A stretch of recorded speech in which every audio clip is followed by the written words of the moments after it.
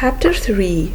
Well, I got a good going over in the morning from old Miss Watson on account of my clothes, but the widow she didn't scold, but only cleaned off the grease and clay and looked so sorry that I thought I would behave a while if I could. Then Miss Watson she took me in the closet and prayed, but nothing come of it. She told me to pray every day, and whatever I asked for, I would get it. But it wasn't so. I tried it. Once I got a fish line, but no hooks. It wasn't any good to me without hooks. I tried for the hooks 3 or 4 times, but somehow I couldn't make it work. By and by, one day I asked Miss Watson to try for me, but she said I was a fool. She never told me why, and I couldn't make it out no way. I sat down one time back in the woods and had a long think about it. I says to myself, if a body can get anything they pray for, why don't Deacon Wynne get back the money he lost on pork?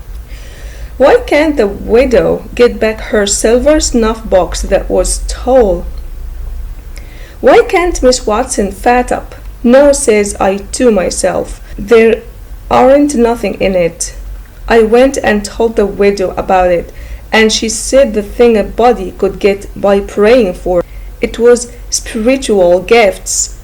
This was too many for me, but she told me what she meant. I must help other people and do everything I could for other people and look out for them all the time and never think about myself. This was including Miss Watson as I talk it.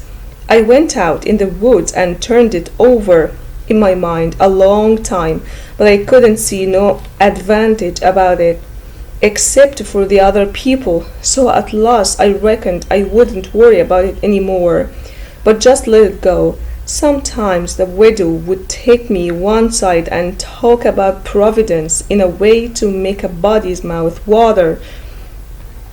But maybe next day Miss Watson would take hold and knock it all down again. I judged I could see that there was still providence, and a poor chap would stand considerable show with the widow's providence. But if Miss Watson's got him, there wasn't no help for him any more. I thought it all out and reckoned I would belong to the widow's if he wanted me, though I couldn't make out how he was going to be any better off than what he was before, seeing I was so ignorant and so kind of low down and ornery. Pap, he hadn't been seen for more than a year, and that was comfortable for me. I didn't want to see him no more. He used to always whale me when he was sober and could get his hands on me, though I used to take to the woods most of the time when he was around. Well, about this time he was found in the river drowned, about 12 miles above town, so people said. They judged it was him anyway, said this drowned man was just his size and was ragged and had uncommon long hair, which was all like Pop, but they couldn't make nothing out of the face, because it had been in the water so long it wasn't much like a face at all. They said he was floating on his back in the water. They took him and buried him on the bank. But I wasn't comfortable long, because I happened to think of something. I knowed mighty well that a drowned man don't float on his back, but on his face, so I knowed then that this wasn't Pop, but a woman dressed up in man's clothes. So I was uncomfortable again. I judged the old man would turn up again by and by, though I wished he wouldn't. We played robber now, and then about a month, and then I resigned. All the boys dead. We hadn't robbed nobody. We hadn't killed any people, but only just pretended. We used to hop out of the woods and go charging down on hog drovers and women in carts, taking garden stuff to market. But we never hived any of them. Tom Sawyer called the hogs ingots to the cave and powwow over that we had done and how many people we had killed and marked. But I couldn't see no profit in it. One time Tom sent a boy to run about town with a blazing stick, which he called a slogan, which was the sign for the gang to get together. And then he said he had got secret news by his spies that next day a whole parcel of Spanish merchants and rich Arabs was going to camp in Cave Hollow with 200 elephants and 600 camels and over 1,000 sumpter mules, all loaded down with diamonds, and they didn't have only a guard of 400 soldiers, and so we would lay in ambuscade, as he called it, and kill the lot and scoop the things. He said we must slick up our swords and guns and get ready. He never could go after even a turnip cart, but he must have the swords and guns all scored up for it, though they was only lath and broomsticks, and you might scour at them till you rotted, and then they weren't worth a mouthful of ashes more than what they was before. I didn't believe we could lick such a crowd of Spaniards and Arabs, but I wanted to see the camels and elephants, so I was on hand next day, Saturday, in the ambuscade, and when we got the word, we rushed out of the woods and down the hill, but there weren't no Spaniards and Arabs, and there weren't no camels nor no elephants. It wasn't anything but a Sunday school picnic, and only a primer class at that.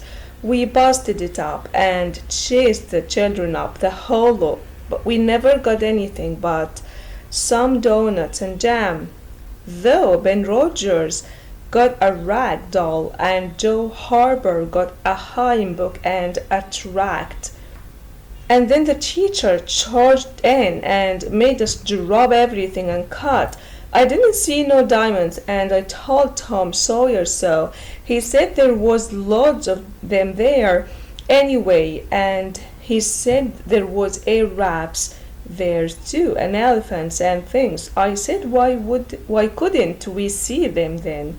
He said if I weren't so ignorant but had read a book called Don Quixote, I would know without asking. He said it was all done by enchantment. He said there was hundreds of soldiers there and elephants and treasures and so on, but we had enemies which he called magicians, and they had turned the whole thing into an infant Sunday school just out of spite. I said, all right then, the thing for us to do was to go for the magicians. Tom Sawyer said I was numbskull. Why, says he, a magician could call up a lot of genies and they would hash you up like nothing before you could say Jack Robinson. They are as tall as a tree and as big around as a church. Well, I says, suppose we got some genies to help us. Can't we lick the other crowd then? How are you going to get them? I don't know. How do they get them? Why, they rub an old tin lamp or an iron ring, and then the genies come tearing in with the thunder and lightning a ripping around and the smoke a rolling, and everything they are told to do they up and do it. They don't think nothing of pulling a shot tower up by the roots and belting a Sunday school superintendent over the head with it, or any other man.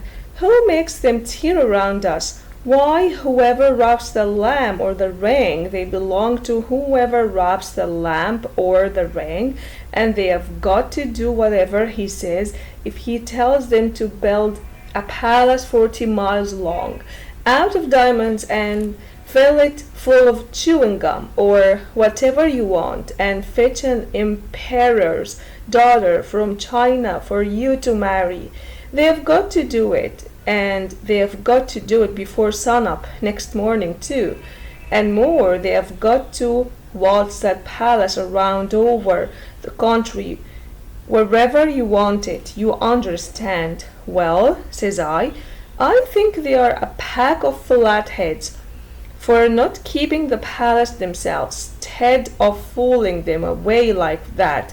And what's more, if I was one of them, I would see a man in Jericho before I would to rob my business and come to him for the robbing of an old tin lamp. How you talk, Huck Finn. Why, you'd have to come when he robbed it, whether you wanted to or not.